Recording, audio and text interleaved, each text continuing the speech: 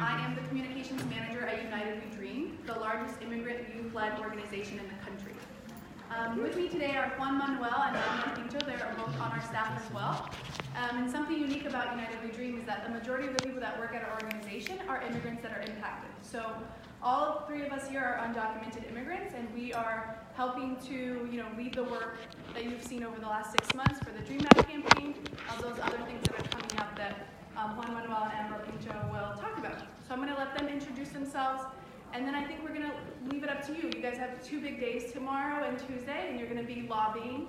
And we want to make sure that you guys ask us the tough questions, things that you want to know, things that, when you go back to your cities and your communities, things that you guys want to do. So. Thank you, Bruna. Thank you, everyone. Thanks for coming. My name is Juan Manuel Guzman. I am undocumented, I'm unafraid, and unashamed. I came here to the U.S. As a teen when I was 17 years old with my 5-year-old nephew. As many of you know, immigrants and people like us who come to this country, we come here because there's a lot of problems in the places we come from. My family migrated here, leaving everything behind. And it was a very difficult process. I came here, I had to learn English, I had to readjust to a new life. For a long time, I was just trying to be that perfect immigrant, trying to, prove myself that I'm worthy. And that leads to what Grayson was saying, you don't have to do that, right? For a long time, I wanted to just, oh my gosh, I just want to learn English, I want to go to school, I don't know what to do. As many of you, and many of you who are undocumented know, going to school in this country as undocumented is really difficult. So I spent 10 years of my life just doing that, trying to figure it out. I was in the shadows. I was not somebody who would go to the streets and tell everyone that I'm undocumented and I'm brave. I was very brave. But then everyone knows that summer of 2015 when the Republican Party started to play around with very dangerous ideas. They played around with this thing of who is the most anti-immigrant candidate to become the Republican nominee. And the most anti-immigrant candidate won. And I got pissed. I got mad.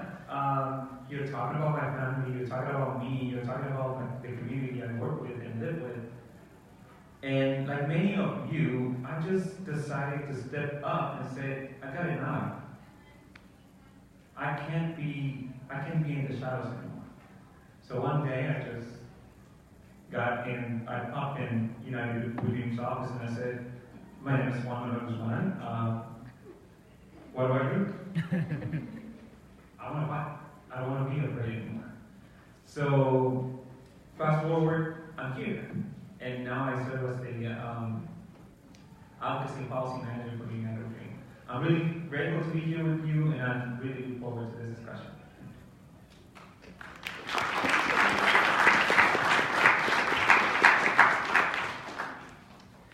Thank you, Juan Manuel, for sharing that with us. By the way, he literally just popped into the office and said, "What's happening?" Like that's no lie. We were like, "Who's this guy?" So, hi everyone. My name is Amber Pinto. I'm also undocumented, unafraid, and unashamed. I came to the U.S. at the age of 12. My family decided to leave our home country of Bolivia because things were very difficult financially there. And because I was blessed to have parents from 2 different countries, right? We then tried to go to Mexico, where my mom is from, to try to figure it out if we could have a chance there. It only took my dad 6 months to realize that that's not what life and the future for his kids look like. So he said, well, we will continue migrating north to find that dream and that safety for my family. So we came here in 2005. We landed in Arlington, Virginia, which is really, really close to here. And when I came, I was very, very well aware that I was undocumented. I was a little older, right? I knew things were gonna be difficult. My mom would tell me, and I would hear my mom like talking about these things with my family members way before we came to the U.S. and when my dad had come. But I didn't realize the difficulty, how difficult it would be, right? And how many things I would have to continue proving that my existence wasn't limited to my papers, right? So the reason why I decided to get involved and really say, no, it's not what people tell me I can do, it's about what I can actually do. It's because my mother and my parents, we had some family members here.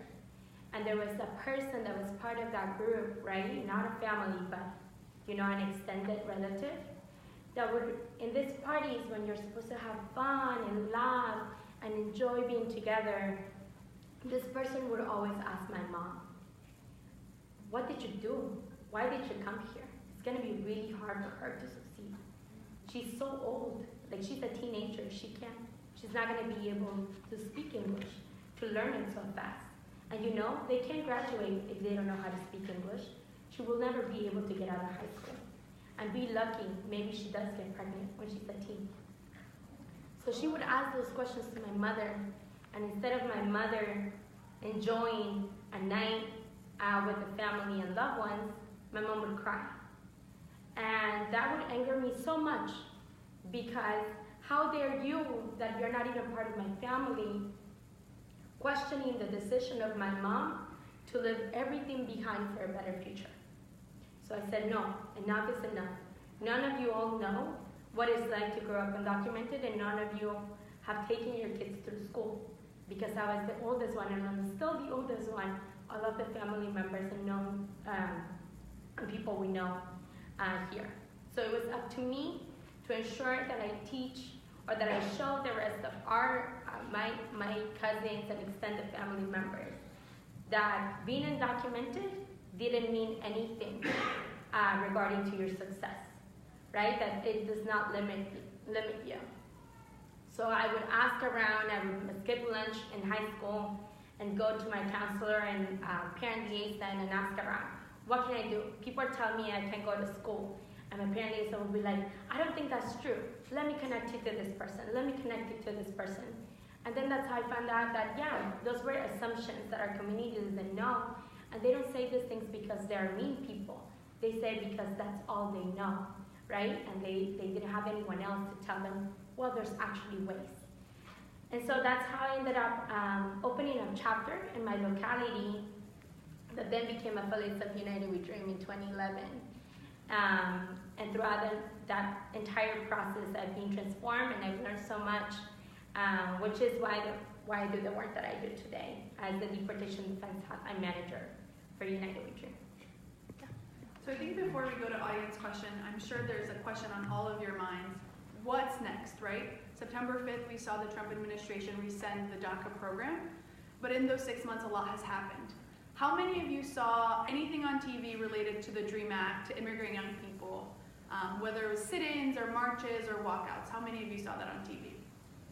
That's great. Did you guys see the orange hats? I think someone's here. Did you guys see that on TV? So Juan Manuel and Amber were part of that work that led to mass mobilizations, not only in DC, but across the country, and it made national news. So, but like I said, what happens now, right? Where do we go from here? It is past March 5th, which was the deadline that the Trump administration had given to Congress to pass a permanent legislative solution. So I think I'll let Juan Manuel and Amber answer them. Yeah, I think it's important to first kind of see what happened, right? It's been a year of a roller coaster like anyone you have to go through.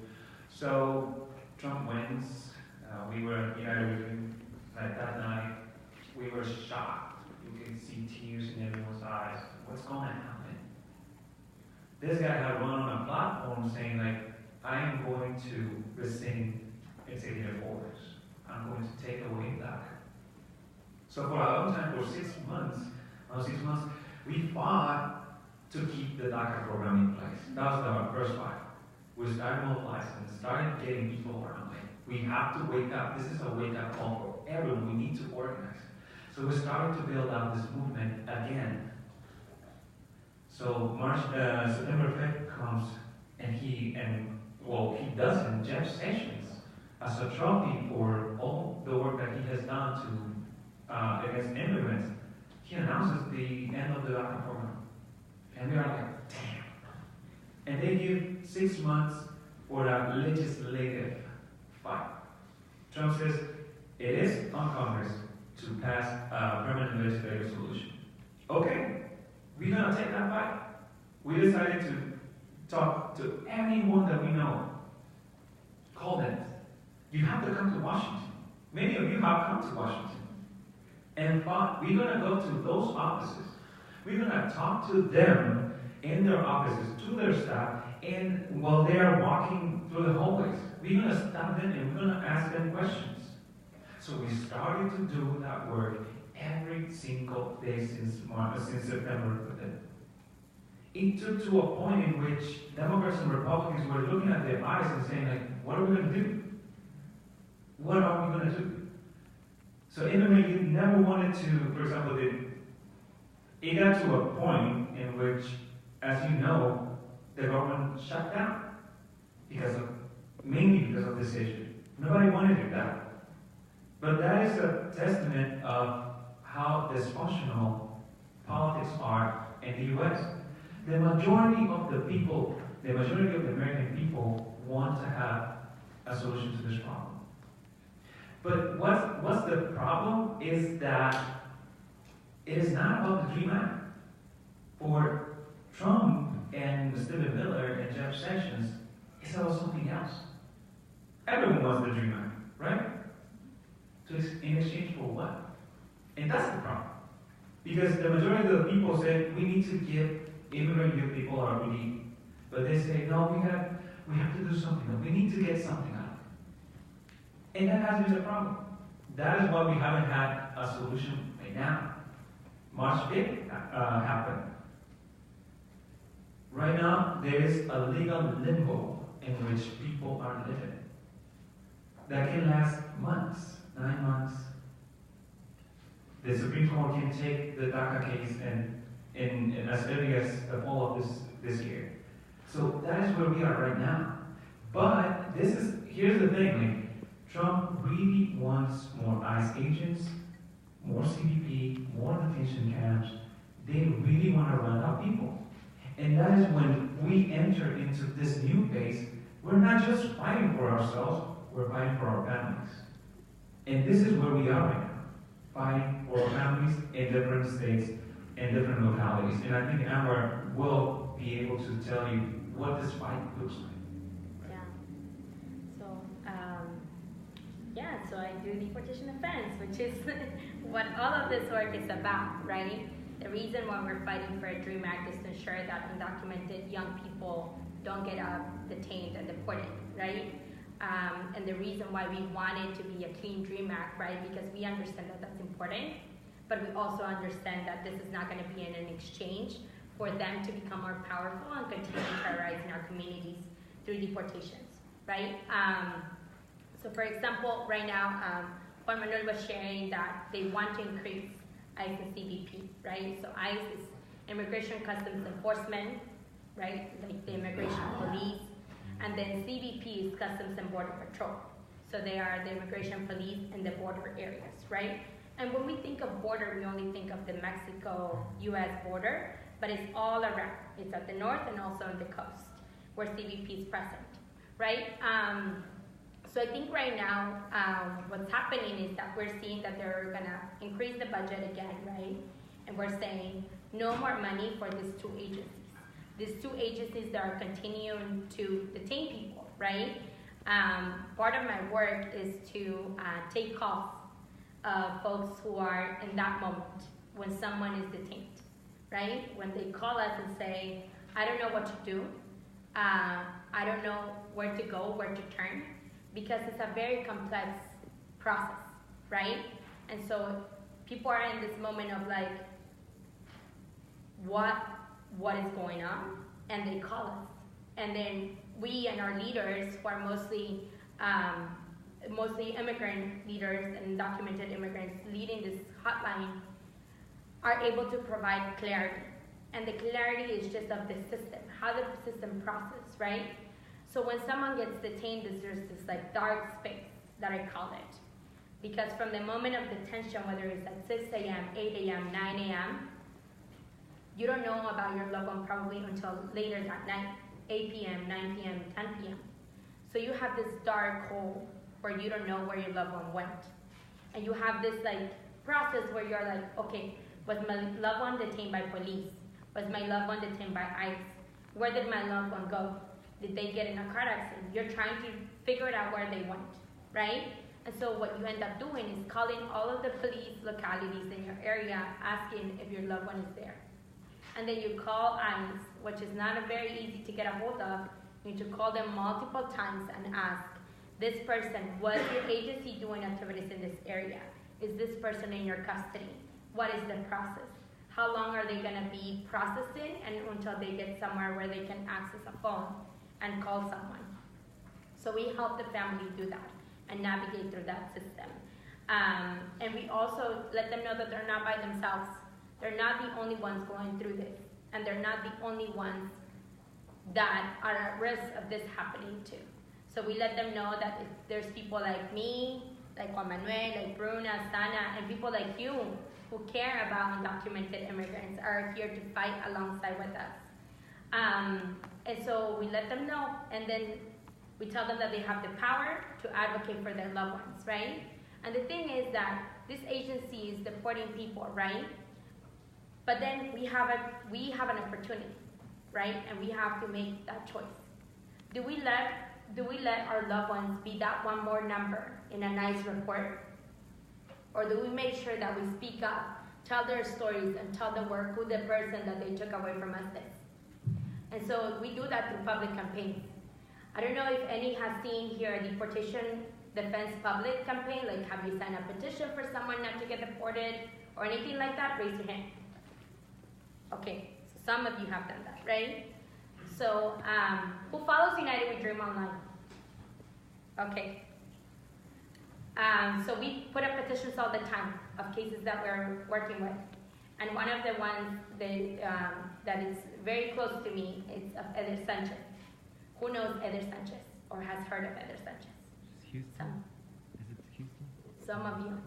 So Eder Sanchez is a young man from South Carolina. He was detained, and because of the collaboration of local police with ICE, he was put in a detention camp, even though he had DACA. ICE called USCIS, they unlawfully revoked their DACA, which then led him to be in a detention camp for about 4 months. He couldn't bear the conditions anymore, so he decided to sign his voluntary departure. He left about a week and a half ago to a country that he didn't know. He's 22 years old and has lived in the US for more than 19 years. And so now he's there. His family has been broken. They're no longer together, right? And then another one that we have is Miguel Reyes. Who heard of Miguel? Okay, some of you.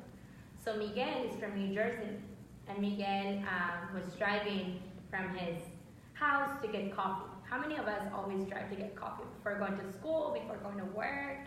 All of us, right? I love going to the drive-thru near my house. And so he was doing that like he did every morning. But this was different. Because less than a mile away from his house, 2 undercover cars blocked him and asked him for an ID. He provided an ID. And then the officer said, no, do you have papers here? Are you a citizen? Give me a proof of citizenship. So he pulled out his work permit, his DACA card, and he gave it to them. And they said to him, oh, this just lets you work here. You're not legal here. So they took his card, they folded it, right, to break it, and then they detained him. They racially profiled Miguel because he has some tattoos. And so that made them okay for them to detain him for 4 months again, while he had his DACA. thanks to the mobilization of the family, his clients, because he's a business owner, and people who made calls, and all of you who signed his petition, he was able to be released. But he's still in this limbo of what's happening with his case, because he has this unopened case, even though he has DACA, right? So it's because of those things. ICE is already targeting people, right, for unarbitrary stuff, right? And so what makes us think that if ICE is violating processes, right, that exist in place to protect young people, what makes us think that they will not do that for other people? What makes us think that they're not violating processes also when detaining the rest of our community? And what makes us think that it's a good idea to continue giving money to an agency that's out of control? And the only goal that they have is to terrorize and break families apart, right? So that's important, and when you go there and talk to your elected officials tomorrow, that you understand that, right? It's not just about young people like me. Because how many of us go to our parents whenever we have a crisis? How would you feel if your parents were no longer there? It's destroying your safety net, right? And that's what happens through deportations. If we really care about young people, we also care for them to grow up in safe environments. And that means with their families. So I think now we're going to open it up to your questions.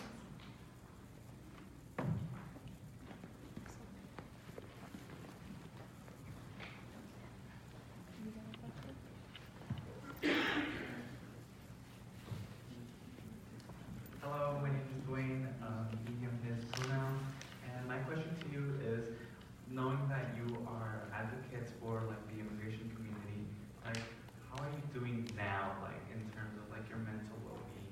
Like how do you express self-care, knowing that this is an ongoing thing constantly, and so this is something that I can't even bear with, so sometimes I just like, I don't even think about it. Like I go to school, I do go along with other things, but in terms of like where your position is right now, like how do you do that on a daily basis? That's a really great. Well, I can start it off. It's so funny. Amber and I drove here today. We were talking about our mental health. We were talking about what it's like to grow up undocumented. That there's a part of you that isn't a kid, right? Amber was 12. Juan was a teenager. I was 7 when I moved to the U.S. And you have to grow up really quickly when you're dealing with a lot of this, whether it's because you're translating for your parents or you're helping navigate the immigration system. So at United We Dream, we have, we call it our UndocuHealth Initiative. And we're bringing a lot more emphasis to that because we are seeing the impact of what the fear that this administration has put on our communities. So we really emphasize that. You know, it's having that network. So when people are feeling stressed or scared, that they can come and talk to someone, right? I think it's really important that they know that they're not alone and that there's someone there that they can talk to. And I think we really advocate to having, and I think the other thing too we need to think about is healthcare, right? The affordability and ability for undocumented people to have access to healthcare. Because a lot of people in our community don't have that. They can't go see a therapist that's in their insurance because they don't have insurance. So that's something you're going to be seeing us push a lot for too, as we switch from the national campaign to more of these local campaigns, making sure that there's those things available for people in their community. But I think just by you asking that question is just really important because people don't ask it enough and they don't talk about it enough. So yeah, through our UndocuHealth series, we have resources for our young people, but also for the family members, and we really encourage when we get together for people to share their experiences, share like what their fears are. Because I think just understanding that you're not alone and if something does happen, right, like Amber said, that you're prepared for that. I think it'd be really helpful for Amber to talk through the Deportation Defense Hotline. How do you prepare people to deal with something like that if their family member is detained? So that's a good question, right? And within my work, and our team also thinks of this, right? We are advocates, right? And when we have someone calling in a crisis, the only thing we can help them do is brief, because I'm not prepared to provide counseling nor therapy to someone. It is a disrespect to them and a disservice to my work, right? And so we refer them out, and we're working right now with the Docu Health Initiative to be trained by the National Latina Psychology Association, so our hotline leaders are able to understand and identify if someone needs another resource, right, for their mental health, and how do we create those networks for us to be able to refer them to that through the hotline, right, because it's something that we need to do that. And so we're working on that, and hopefully that training is going to happen in the next few months. And then for me, how do I do self-care? It's, I think my family for me is very important, and spending time with my younger brothers who are 17 and 10, and just putting this phone on do not disturb, and just forgetting about it. I don't need to see the internet, I don't need to see social media, I don't need to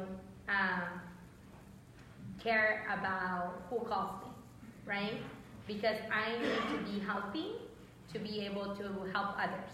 Because if I'm not healthy, then I'm no service to the rest of our community. So that's something that I use all the time when that little voice in me is trying to make me feel guilty because I'm taking time away. I'm like, you need to be healthy in order to help your community. So yeah, and whatever practice works for you, I think that you should do that. Yeah, so social media is a big one because right before DACA was rescinded, every other day there was an article about DACA being rescinded, and it was like, it's going to be rescinded, it's not, it will, and that's traumatizing, right, for our community, that every time we open our phones, there's another news article, or when Trump says something about immigrants, you have this like slew of like, well, what is United We Dream statement on that? How do you respond? Like, how do you feel as an immigrant? So I think Amber's right, like, having that time to disconnect is really important, so you're not getting, in the age that we are now, there's no way we can change what Twitter is, right, or what Facebook is, and all the news cycle, but you can step away from it, and I think that's really helpful. I don't know where, oh, she's... Oh, yeah. Hello guys, I recently got hired by AFSC and as a DACA organizer intern, and the first thing that I did with that job was I organized a march that happened in Newark. It happened in a lot of cities in New Jersey, right? You guys just stated that one of two people that you guys know was arrested and detained while even having DACA. And I am a DACA recipient myself. If I do get detained or something like that while doing these marches or while doing anything, to be honest, what should I do? Do I have, or like, do we have any rights at all to like, do I just stay quiet or do I do anything? You know? That's a good question. A great question. So you do have rights. Your rights are the same as anyone who is a citizen. You have the right to remain silent. You have the right to an attorney. You have the right to not being searched without consent. And you have the right to not sign anything, to refuse to sign things. And you have the right to a call, to make a call, right? I think it's important to know your rights, whether you're gonna be detained, right? But it's also important to make a plan, right? So right now, you are in a position where you know that this could happen. So I would say sitting down with your family and having a conversation, a real talk. We as immigrants don't like to have those conversations. We like to put it in the back of our head and pretend that we have this like miraculous protection, that we are untouchable, right? And that is part of like how do we keep saying it. So I had this tough conversation with my family about 3 weeks ago on a Saturday night, and we asked questions like, what are your rights? We also asked, like, if you were to be detained, do you want to have do you want to fight a public campaign? Who is gonna lead your campaign, right? Do you want the family to be able to do things publicly, right? Would you be willing to fight for someone else publicly within our family, right? But there's a packet that United We Dream has. It's called a preparedness plan, and we can exchange information because it's a very complex plan, so that we need to walk you through it. That's the reason why it's not available online. because you need guidance through it. So that plan, you can create a plan and then save it in a safe space after having this conversation of what would it look like. So that should a detention happen, your family is ready and you are able to activate your community because you've been doing that, right? So yeah. I think one thing that I want to add is that I was with a group of researchers and advocates and former government officials, and they were talking about these small things that people can do that can create a lot of impact. So, for example, they were saying people are not opening their doors, and it's working. If people don't open their doors, they don't give consent to ICE to get into the house. And it's working, it's making their lives, it's making them nuts.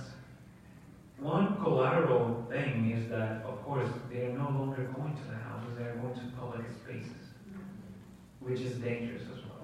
Schools, courts, stuff like that. That's why we have to keep fighting all these policies and these practices. So just why it's important that our communities and every community that you know, that gets to know this small, very important things of our rights. So whenever these things happen, we are prepared. I'm going to pose another question to Amber. So through her work on the Deportation Defense Hotline, she has seen the trends that have happened during this administration and how different ICE and CBP, how they go about doing things is different than the previous administration. So Amber, I think maybe it'd be helpful for you to give the phone number to the hotline so people have it on their cell phones if they see any immigration activity out there in your cities, in your communities, in your schools. There was an article a few weeks ago about ICE agents trying to go into dormitories at Berkeley. So that is happening. So I think Amber, the phone number would be great. And then just some of the things you've seen and some of the way ICE and CBP act now under this administration. Yeah, thank you, Brenda, for reminding me about my work that I should hear the hotline number. So the hotline number, I know some of you have with your phones out. So it's 844-363-1423. Do you need me to repeat it again? Yeah. So it's 844-363-1423. So that's the hotline. We operate from Monday to Friday from 6 a.m. to 9 p.m. We're volunteer run. So if we don't answer you because we might be on the phone with somebody else, leave a voicemail and we'll get back to you within 48 hours. Can you repeat the times, please? 6 a.m. to 9 p.m. Eastern Time. And the purpose of the hotline is to bring awareness to ICE activity, or So what can we report? It's to report immigration activity in your area, right? So if you see something's happening, let us know. And to obtain assistance if your loved one is in deportation proceedings. Detained or in deportation proceedings. So in regards to the trends, right? So Juan Manuel was sharing about knocking the doors, right? So before, back like 2 years ago, when you want to know your rights, people would say, when they knock your door, ask for a warrant, right? And so because of the hotline, we learned that the warrants that ICE was using were administrative warrants and not judicial warrants, which doesn't give them permission to be in your private property unless you give them the consent, right? So we said, no more ask for a warrant, just don't open your door, right? Which allowed for a lot of people not to open their doors. So ICE was like what the heck, like these people are like making it harder for us. So then ICE evolved into surveilling the areas, right, around, and their jackets and undercover like cars, right? So people would also like got into the habit of like checking, like, is this car part of my community? Like, this is weird, let me ask my neighbor if they bought a new car or something, right? But now we're seeing even something different, that ICE is no longer wearing uniforms or jackets identifying them as ICE.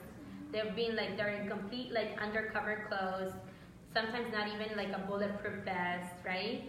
And so it is, and most of the detention is happening just like Miguel, just a little bit like within less than a mile from your house, because they are in your house and they wait for you to get out, pull over, and they pull you over in the car, right? And or always with the collaboration of police. So that's what's happening, yeah. think we should move to the next question. I think she's had her hand up for a while.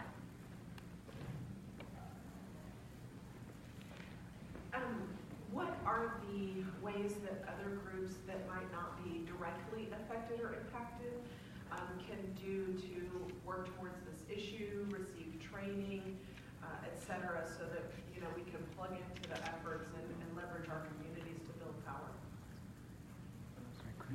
Yeah. So the work of allies is important. I think we took it upon ourselves to fight for our lives. But this campaign would not have been as, as public, if you want, if it would not have been for other groups, other organizations, and people just stepping out. We have students, for example, at George Washington University that said, okay, we had enough, and we're gonna be with you. You will see how much they mobilize us. They become hotline leaders. They become volunteers. They call members of Congress. They organize their communities. They inform other people. So all of these things are very important because, especially you, who from you has the power to vote? You're our voices. You are our voices. You're the voices of many people who cannot vote. Yes. So the work that you do is important. And to let them know, to make sure that from your local officials, from the guy who runs, a school board, they need to be informed about this. Yes. From him to the senator, Yes. right? You have to go. You have to talk to them. We need to mobilize. Yeah. I think I would add something to that. It's the fact that we all can hold our elected officials accountable. Yes. Right?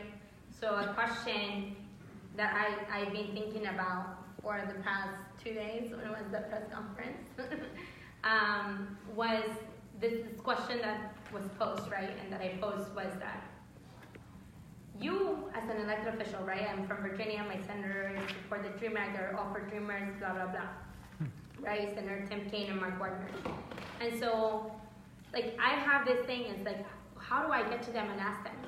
Hey, Senator Tim Kaine, how can you look me in the face and say that you do support dreamers and undocumented immigrants like me, but yet vote to increase the funding of ICE and CBP that will tear my family apart, right? And so I think all of us can do those questions.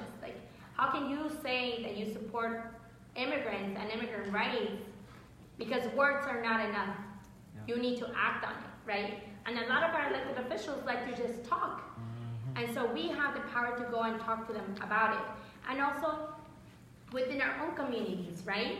Immigration, it's this hot topic, but it's so, not a lot of people know about it and the complexity of it, right?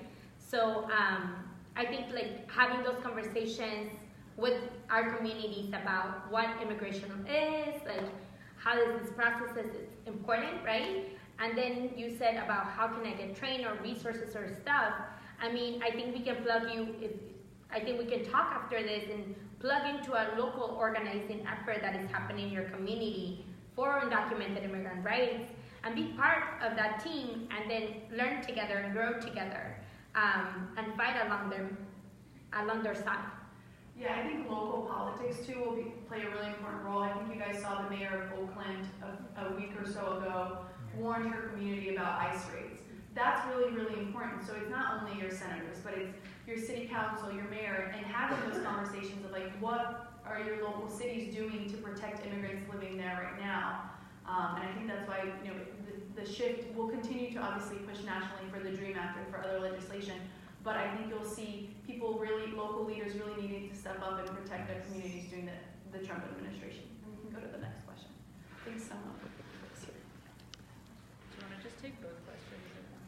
One at a time? Either way is fine. It seems like this. Okay, so either way, my question is, in terms, so we're going to be going to lobby, right? Obviously, we know we're talking to two different sides, right? And so my question is in your positions, what if the ultimatum was all of the immigrants that are here stay here, and there's a pathway to citizenship, but we close borders? What does that? I mean, is that a solution? Is that an acceptable solution for dreamers, for the immigrants that are here? Is that an acceptable solution? So I think you pose a really good point, right? What if everyone that's here gets papers and then we close the borders and make it harder for them? The issue is that the people who are migrating to the United States need to do so to survive. And that's going to continue happening. So what we need is a policy that reflects that and that is welcoming to the people who really need to come here. And so it's like saying, like, I'll fight for you right now and I don't care to the next you, right? And so that would be my opinion, is that it needs to be something that is comprehensive and addresses the issue that people come here to survive, not to go to Disneyland, right? they are willing to lose their life on the way. I think one important thing in terms of talking to the staffers and they making those questions for us is also think about this, their interest, and this is straight up, real talk, their interest, people thought it was, okay, let's get the wall, right?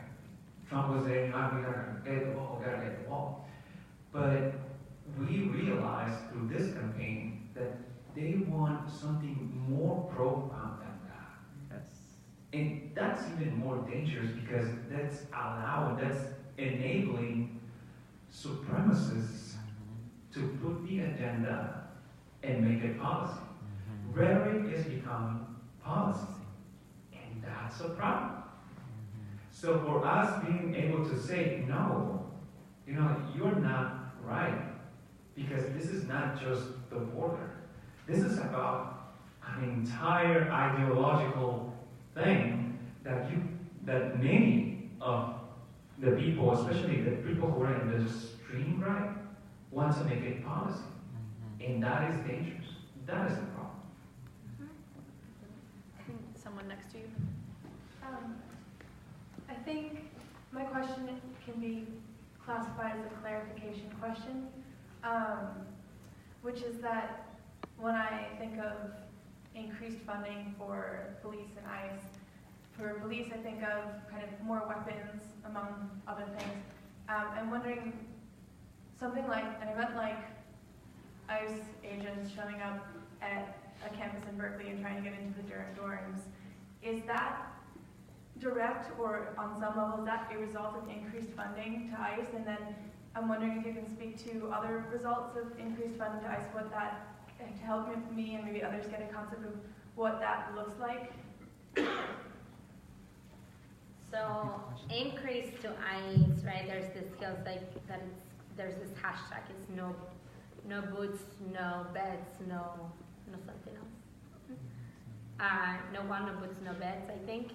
So boots means like more ICE agents, right? So that means there'll be more people available to do these things. Do we want more people to do this? It's like saying we need more police. We don't need more police, right? CBP is already one of the largest, the most militarized enforcement agencies in the country. They use military weapons and military gear, right? In regards to beds, right? So something that it's probably going to be shocking. But last time I checked, Congress funds 34,000 beds for detention centers a day. That means you have an incentive to have 34,000 people detained every day in order to make money, right? So why do we need to give them more money so that they are even more incentivized to continue doing the outrageous things they're doing, right? So that's what it means. It does mean more technology, right? So for example, ICE in the past just walked around with a piece of paper and needed to take you in, whatever. ICE now has these little machines that look like a phone, I guess, where they can fingerprint you in the spot, right? So they might not be looking for you, but because you're in the house, I'm gonna fingerprint everybody, and I'm gonna take everybody that my fingerprint system tell me to take, right? So we don't need that. And also, DHS has never, DHS has always had ICE and CBP has always had an increase on funding ever since its existence, which is 2003. We can use that, we can use that money for other purposes, not for ICE and CBP. And when Amber talks about beds, these aren't like, oh, a nice bed for a person to sleep in. Like, these are not, like, this is just so they can hold more people, right? We're seeing, like, with the money, too, they want to open more detention centers. I know in the city of Oklahoma, in Oklahoma City, they want to build a new detention center. So for us, it's not like, oh, look, there's a place for them to keep us. It's like them being able to hold people for months and months at a time and not allowing undocumented immigrants to have the due process of, you know, if something happens, you're allowed to return home to your family and, you know, wait for the process of the courts or whatever. Like, more money means more centers, more beds for them to hold us. And, you know, like Miguel and Heather, if they didn't have that much money, they would have let them go until, you know, they could go through the process. So that's what it, so I know that, like, when we say beds, I don't want people to think it's like this, like, warm and fuzzy thing. Like, it just means that they can hold us for longer. Perhaps I can quickly add to that. Amber was talking about, like, the business side of it. Like, think about it. Like, if I'm a business owner, if I'm a business guy that runs detention centers, I want more detention centers, and I want more money to be appropriated there because I make more money. So it is a vicious cycle that there are people with high interest that want more people to be locked up and immigrants to be locked up so they can get more money. One thing, and the second thing is that irony of, hey, you can be using this money for education, healthcare, infrastructure, you name it. But when it comes to this, you know, national security apparatus, oh no, just give them a check. You write them the amount number, like, I don't care.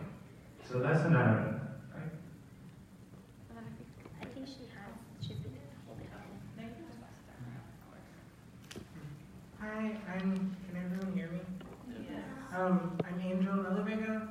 I'm not undocumented, but I come from a mixed status family where my mother came here with me, and I was born here, but she didn't have papers for a really long time, and most of our family that's here don't have papers. And I think there's like a perception that like there's kind of like a segregation of like immigrant work where like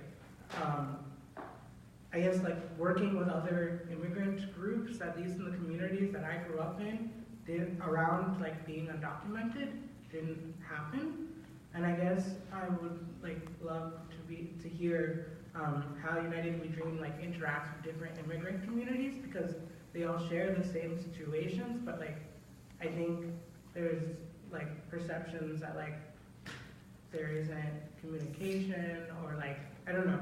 I'm just interested in how you like go about working with different communities, because I've been trying to get my family more engaged with like working with different communities, but it's been pretty hard to like to get them to work with outside like Black immigrant communities, I guess.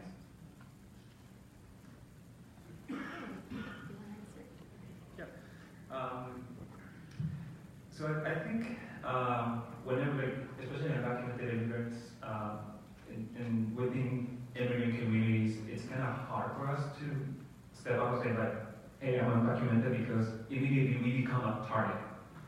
So, but there's also that component of resilience, right? So you don't know what to do, you're tired of this, you need to step up.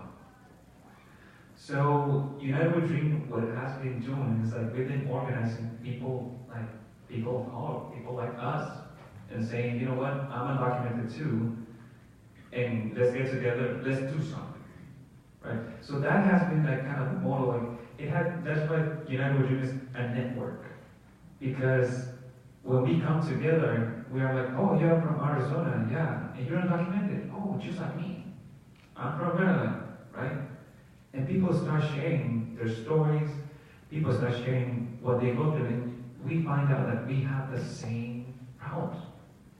So that's how United We Dream has started, like to get more groups here and there. And in terms of how do we engage with other immigrant communities, I think it is important that other immigrant communities and us, we don't forget where we come from. We don't forget that our parents did something for us, right?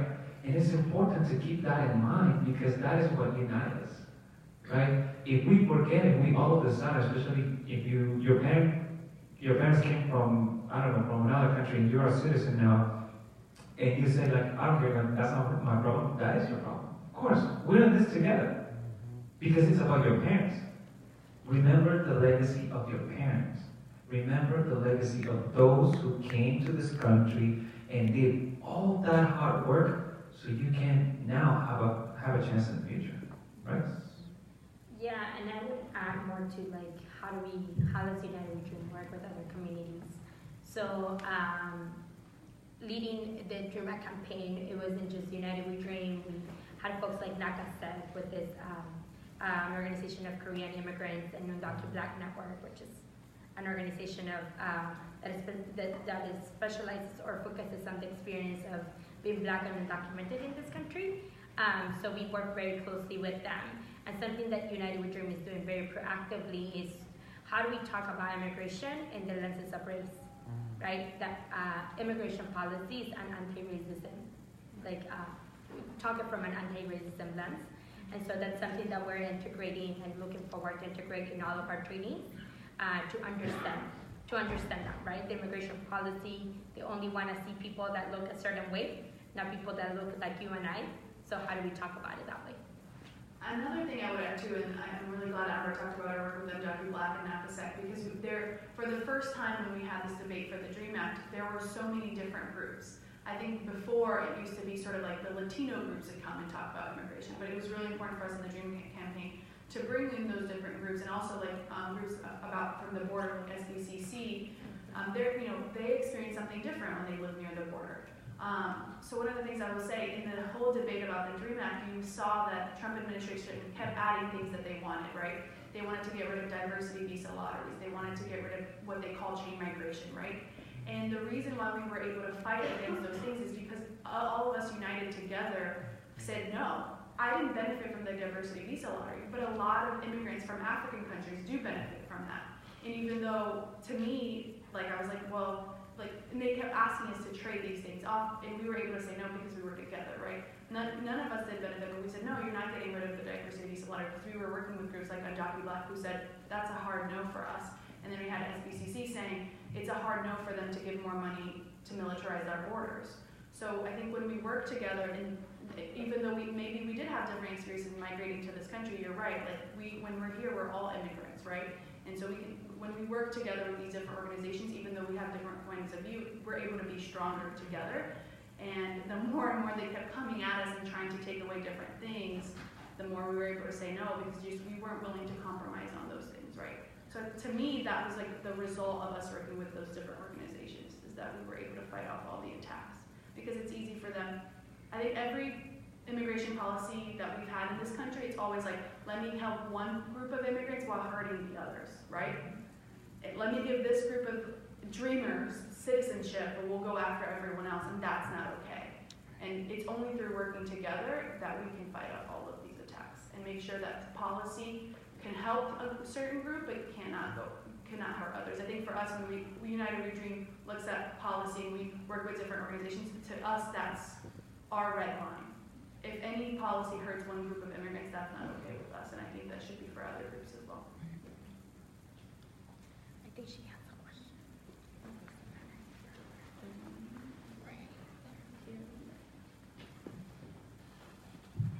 So when we're talking to people who are against, comprehensive immigration, Clean Dream Act, and things like that, what are the types of arguments that you give for them, like on the basis of they're here illegally, what grounds, what reason do we have to keep them here? Do you argue for human rights?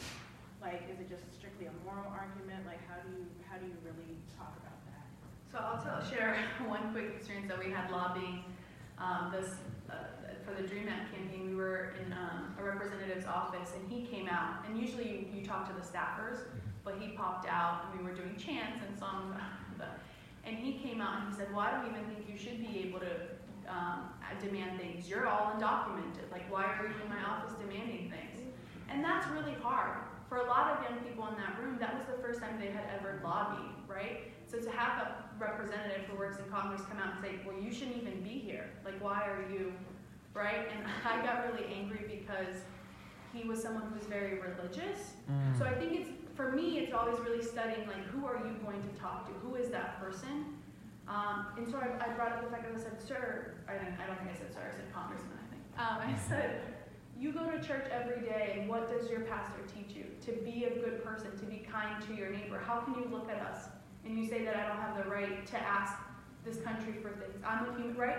So I think for me, it's always like really studying who I'm going to talk to and what I think they care about. When I was in California, we did a tour of really conservative areas in Orange County. And one of the congresswomen, that's a scary place out there, y'all. Like, we got chased down by people. It was really scary.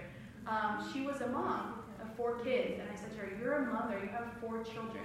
I'm a daughter, right? Like, for me, it's always finding that way to appeal. My senator is Marco Rubio, and he is a son of immigrants, right? And he had a very different experience migrating here because he was Cuban and all of that. But that's how I appealed to his office. I said, you know, you're the son of immigrant. Well, I wasn't talking to him personally. That would be actually kind of hard because I just really don't like him. But to his staffer, I sort of said, I was like, how can he not be with us? Like, you really call into question, like Amber said the question of, like, how can you look me in the eye? I said that to him, like, how can he look all these immigrants from Florida in the eye and say he's not going to support the DREAM Act? Like, I find that really appalling. And they don't have an answer sometimes when you ask those questions, right? But I think it is preparing yourself, like preparing yourself with as much knowledge of who you're going to speak to and what they backed, right? Like, what have they supported in the past, what kind of person they are, so you can sort of bring that to the point. But also, like, really ground yourself in the work that you're doing, what you're going to do on Monday and Tuesday. It can be really hard to go into these offices and ask these questions or make these demands because of, like, the feel of, like, that they have the power and you don't. But you are their boss, right? Like, Congress, like, when you're a member of Congress, like, your job is to do things for the people. You are the people. So remember that. Like, go into that room with confidence and think about, like, I'm here because I deserve to be here, whether you're a citizen or you're not a citizen. Then remember that. Like, don't let them take that power away from you because it can be really degrading sometimes. So I always, like, right before I go in, I just remind myself of, like, the work that you're doing. It's really, really powerful, and it's your right as a person that lives in this country to do that work, and don't ever let them, like, take that away from you. Don't ever let them put you down. Don't ever do that, because if you vote for them or whether you pay taxes in this country, you're paying for that office that they have, right? You're doing that work to make sure that they're there. And I said to Marco Rubio's office, I said, you know what? You've never stood with me. One day I'm going to take your seat, and I'm going to be here, and you're going to ask me for things, and I'm going to listen to you. Because that's what you want to do as a public servant, right? So I just want, because I know it's not easy to go into these offices, so I just want you guys to, like, really, like, prepare yourselves, but know that the work you're doing is your right as just a human being in this country. So I had an interesting experience last year because I'm an undocumented immigrant, and I'm going to all these Republican offices to talk to them. It's like, wow, I went to a bunch. And the conversations with some of them were very difficult because they do have a different conception of what policy should be like. But I just started talking to them like a human being. Like, you're a human, I'm a human. Just one thing that you don't have to do is, like, don't forget that a lot of people came here, right? People from different parts of the country, or different parts of the world came to the US looking for something. That probably is your dad, that probably is your grandparent, and they can relate to that, right? First. Second thing is that when I talk to them, and many of them were like, oh, okay, yeah, dreamers are okay, but their parents are not. And I was like, one of the things that I would appeal to is, like, can you acknowledge that your mom and your dad, like, work their butts up so you can have a better future? They were like, yes. That's the same. we're on the same boat. If you can appeal to that and kind of see that they also have something in common, we are humans. And many people, after our conversations, and they were able to see that, you know what, it could have been me. It could have been my dad, it could have been my grandparent. You know, it brings the conversation away from policy, because at the end of the day, it is about changing policy, but it's also about being about human beings. It's about people, and that is what we are fighting for. So that is our appeal, because if we keep on this policy driven conversation, we're not going to get anywhere. We need to understand each other as humans, and that's how we get to talk to them.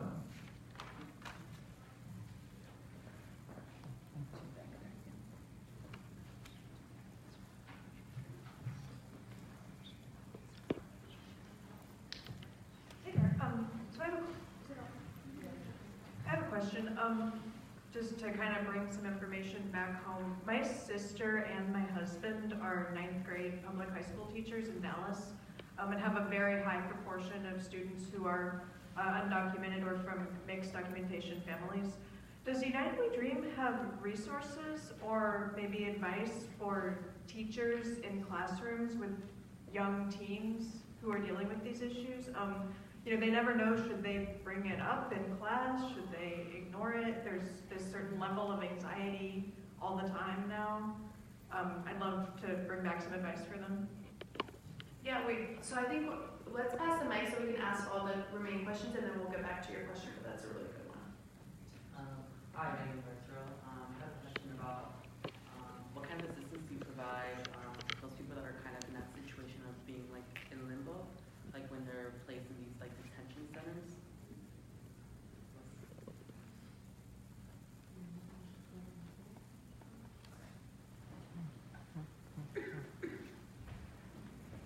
Hi, my name is Faison Nash, and my question is, what do you think deter a lot of people from, becoming U.S. citizens? Like, is it kind of how, like, back, they had like voter suppression laws against African Americans that, would discourage them from going out and voting and make the voting process harder? Do you think it's something kind of like that going on now that's preventing a lot of people from being able to go out and become citizens? I don't really have a question, but I really have a statement. Maria Wilson. One of the things is when you get ready to go out and vote, you make sure that you read about what they're voting for.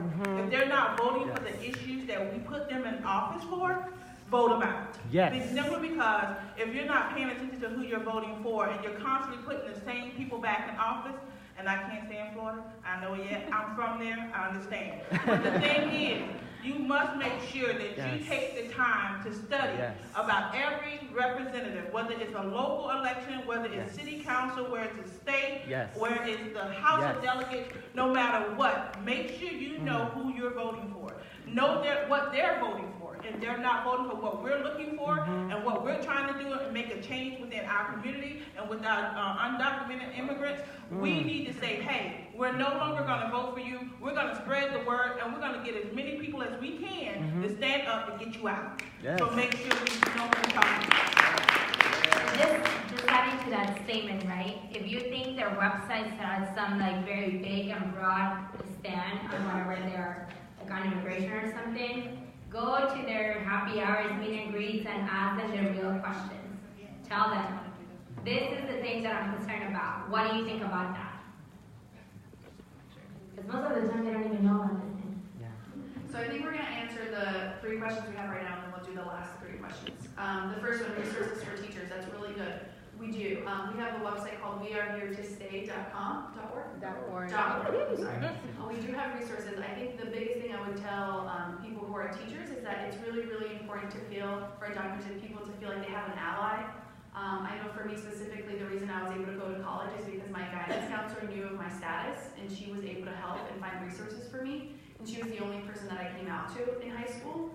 So it was really important to feel like I had someone, right? So I think it's not necessarily something that,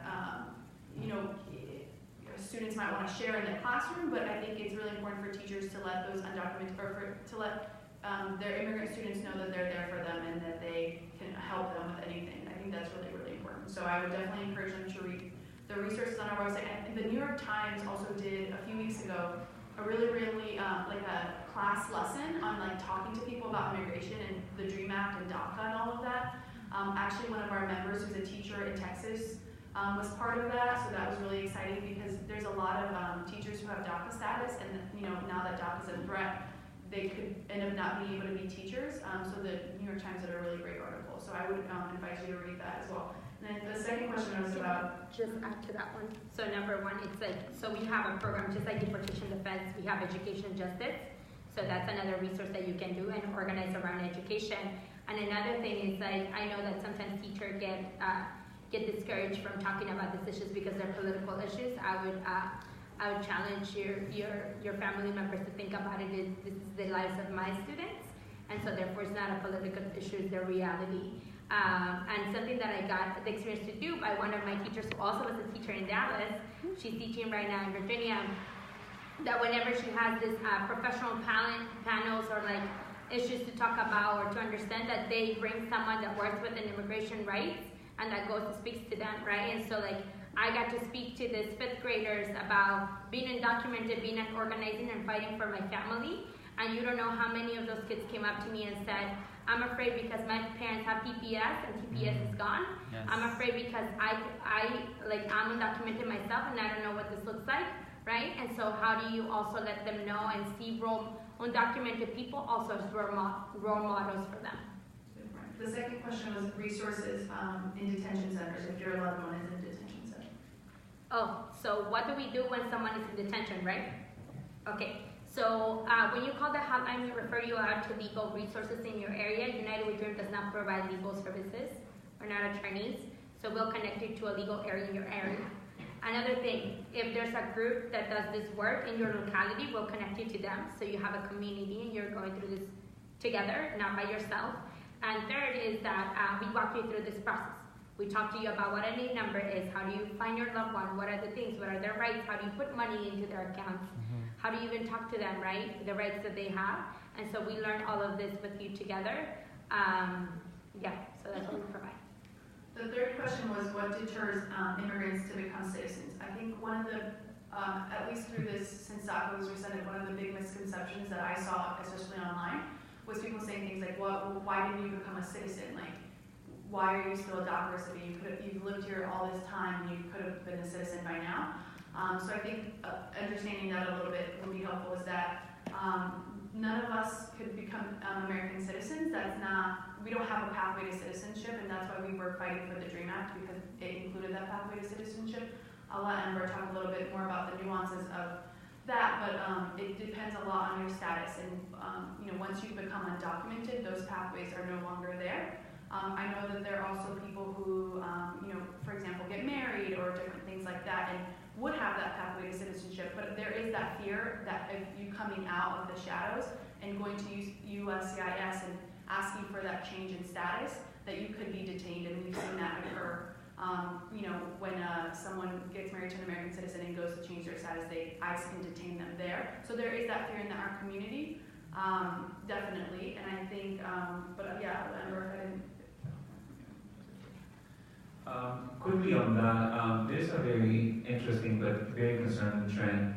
USCIS, which is like this agency that manages naturalizations, it's putting hurdles, setbacks, like obstacles, so people won't be able to become citizens. Yep.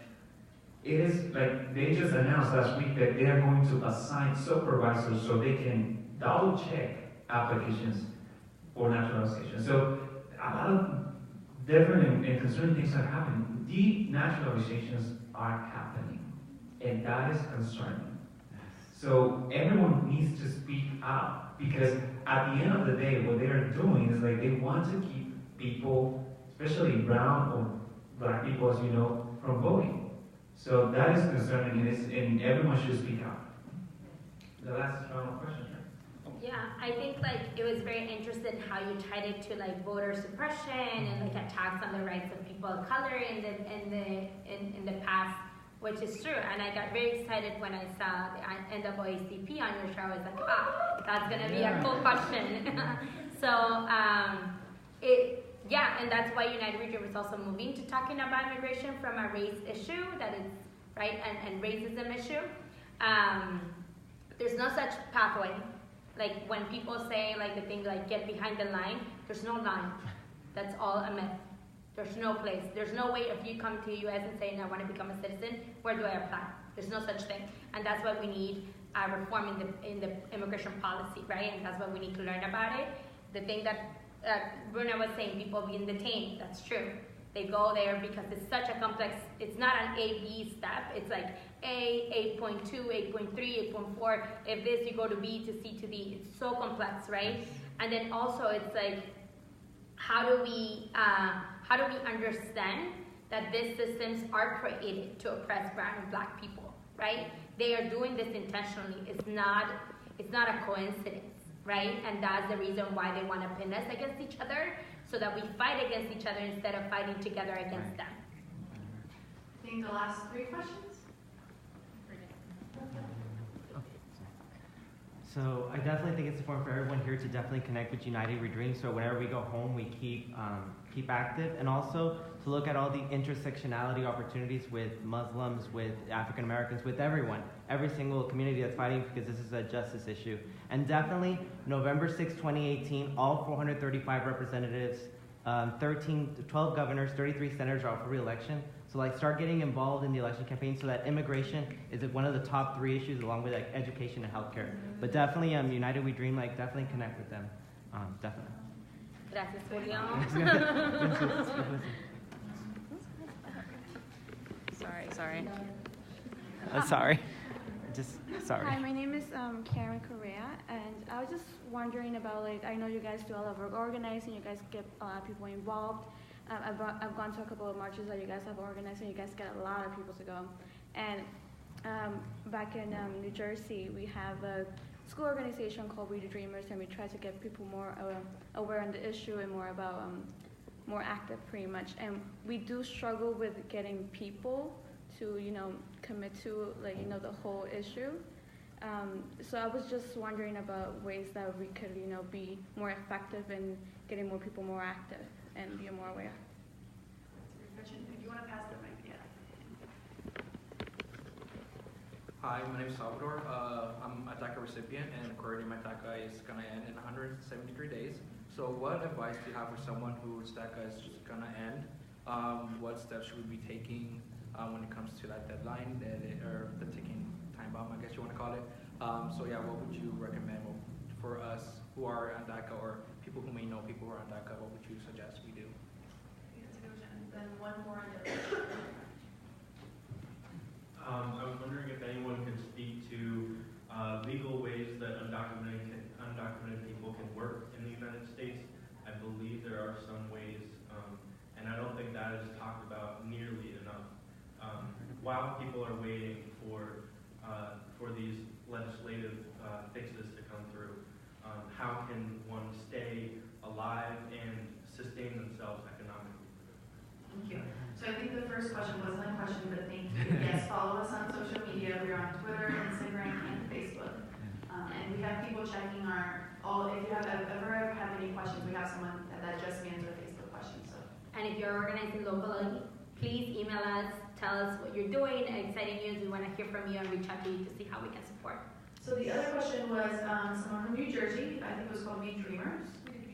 We the Dreamers. We the Dreamers. How do they get more people to mobilize them? Yeah, so actually the person that's leading our education justice is from New Jersey. So I think we should connect. I can connect you with her. Her name is Deya. She's amazing. She's badass. So Deya is organizing. She's from New Jersey. Organizing, it's tough. It's hard work, right?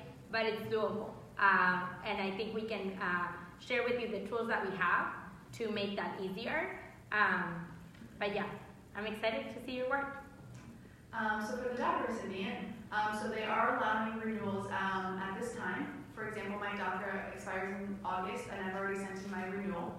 United We Dream does have some scholarships, so please reach out to us if you need support for your application. But we are encouraging people who are, so the injunction only allows people who've already had DACA to renew. If you've never had it before, even if you qualify, you're not allowed to apply at this time.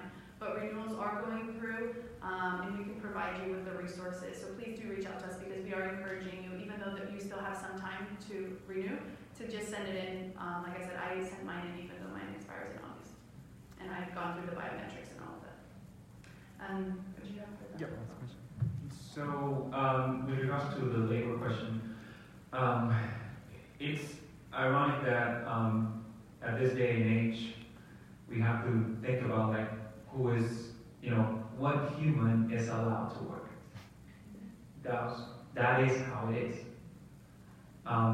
That is the way we live. But what I can say is that lawyers, as of now, as we speak, they are thinking about alternatives on what can be alternatives for employment. I can tell you that technology is opening a lot of doors because technology is making, is giving opportunities to a lot of people so they can do employment. But lawyers are evaluating that. So if DACA recipients and TPS recipients lose eventually their protections, they can still have life. And I can tell you, like, the undocumented community is resourceful, we're creative, and we're gonna do everything that is in our power to do what the human being has done since creation. Work. Simple as that. And in addition to that, it's like, that's why you see that a lot of undocumented immigrant communities are entrepreneurs, because they build their own companies so they can provide their services to them. Yeah, so I would encourage for any of the resources we mentioned today, we are here to stay.org has a lot of those things as well. So I think that's it for questions. I just wanted to thank you all for coming. This is a really great discussion for over an hour. I hope we don't bore them, but I think it's really good.